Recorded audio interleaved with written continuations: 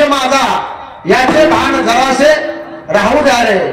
हा उंच हिमालय माझा, हा विशाल सागर माझा, गंगा यमुना शेती धरती बाग बगीचा माझा, अभिलाषा याची धरता कुणी नजर वाकुडी करता, या मरण द्यावया स्फुरण आपल्या पाहू पाहू द्या रे.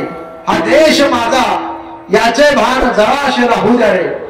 पुढे अशा ओळी आहेत.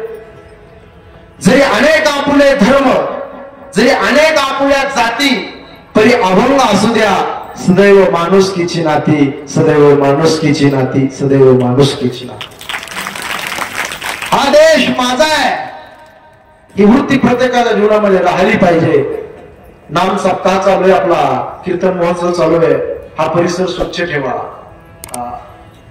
त्याच्याला बाटल्या टाकू नका, इथं गोवा मावा गुटखा खवणे देऊन थुकू नका. कारण हा परिसर, हे मंदिराचा परिसर, हा सगळा परिसर माझा आहे. हे नेरीगाव माझं आहे, हा तालुका माझा आहे, हा जिल्हा माझा आहे, हा महाराष्ट्र माझा आहे आणि हा भारत देश माझा आहे. ही वृत्ती प्रत्येकाच्या जीवनामध्ये राहिली पाहिजे. आज इतिहासाचे पानं साक्ष देतात काका. मी टीव्ही वरती बोलून गेलो, सुखदेव, भगतसिंग आणि राजगुरू यांना फासावर देण्याची सजा झाली. आईला कळालं माझ्या लेकराला उद्या फासावरती देणार आहे. आईचे डोळे डबडबले आणि आईच्या डोळ्यामध्ये पाणी आलं. ती माय ढसा ढसा रडत होती. हे आई रडू नकोस ग आई. बघा, पुरुष मंडळीपेक्षा महिला मंडळीच्या डोळ्यामध्ये लवकर पाणी येतं. त्याचं कारण असं आहे, त्यांचं अंतकरण कोमल असतं, हलकं असतं, नाजूक असतं. हे आई, अगं ऐक ना गाई, रडू नकोस का आई. आम्हाला उद्या फासावर देणार आहे. तुला माहितीये, गावच्या लोकांना माहितीये, जग जाहीर आहे गमा, आम्हाला उद्या फासावरती देणार आहे. पण मा ऐक ना ग मा,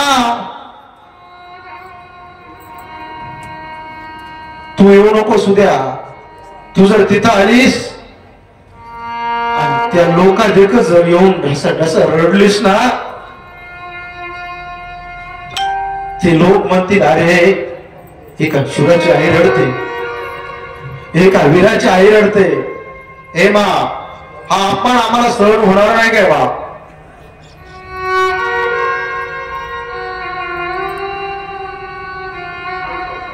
आजपर्यंत आमचं आयुष्य या भारत माते करता, या फडकणाऱ्या तिरंगा करता होतं गमा.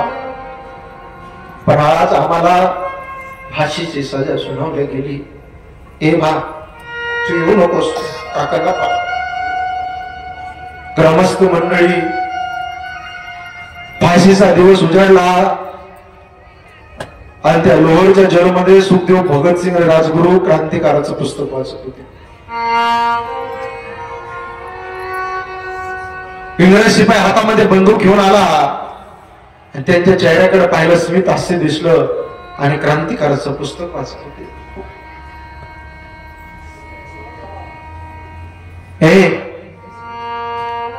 अरे, ही क्रांतिकाराचं पुस्तक वाचण्याची किंवा चेहऱ्यावर स्मित हास्य करण्याची वेळ अजिबात नाहीये. तुम्हाला माहित आहे का? तुम्हाला माहित आहे का काय होणार आहे?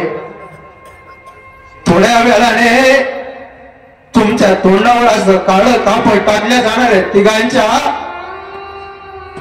असा दोर लावल्या जाणार आहे आणि वरती तुम्हाला असं लटकल्या जाणार आहे.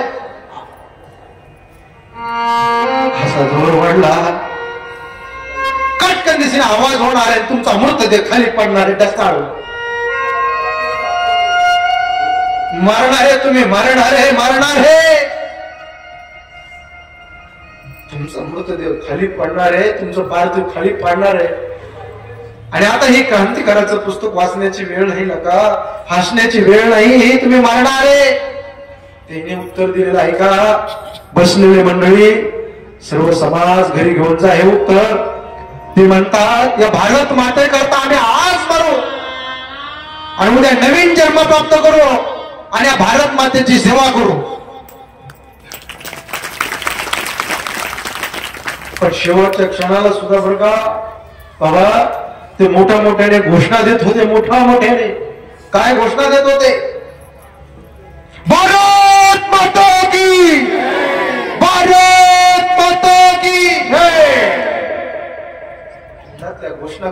सुटल्या नाही, इन्क्लाब जिंदाबाद म्हणून ते घोषणा कधी थांबल्या नाही बाबा.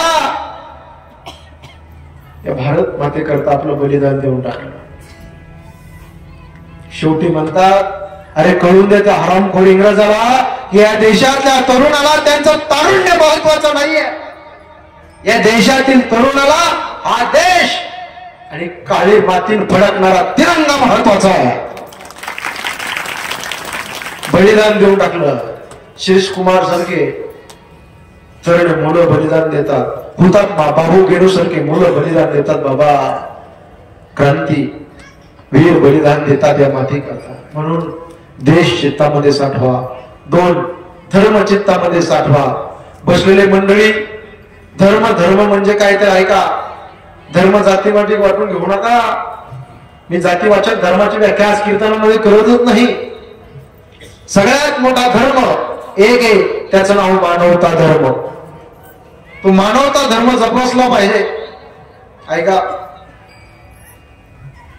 तुम्ही जामनेरला गेलात काका? कुठे गेलात? जामनेरला गेलात. उन्हाळ्याचे दिवस आहे आणि उन्हाळ्याच्या दिवसामध्ये त्या जामनेरच्या बस स्टँड पाशी रसवंती गृहामध्ये तुम्ही रस पिताय. बर्फ टाकलेला आहे, मीठ टाकलं, थोडं रस पिताय. आणि रस पित असताना ते बस स्टँड वरती एक बाई भीक मागत होती. दोन लेकर होते, साडी नव्हते अंगावर घालायला. लेकराच्या अंगावर कपडे नव्हते व्यवस्थित. ते छोट छोटेले दोन लेकर तुमच्याकडे टुळू टुळू पाहत होते आणि तुम्ही रस पित होता. बर्फ टाकून उसाचा रस पित होता.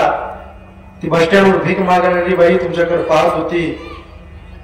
लहान 4-5 वर्षाच्या लेकराची नजर तुमच्याकडे गेली आणि तुम्हाला पाहून त्यांच्या पोटामध्ये तुटलं. जीभ काढली त्यांनी आणि अशी फिरवत होते. कडक ऊन पडलं होतं. का माहितीये का? त्यांना रस प्यायचा होता, पण खिशात गरीब होते, पैसा नव्हता. तेवढ्यात बरं का ग्रामस्थ मंडळी, मागचा पुढचा विचार करू नका काका.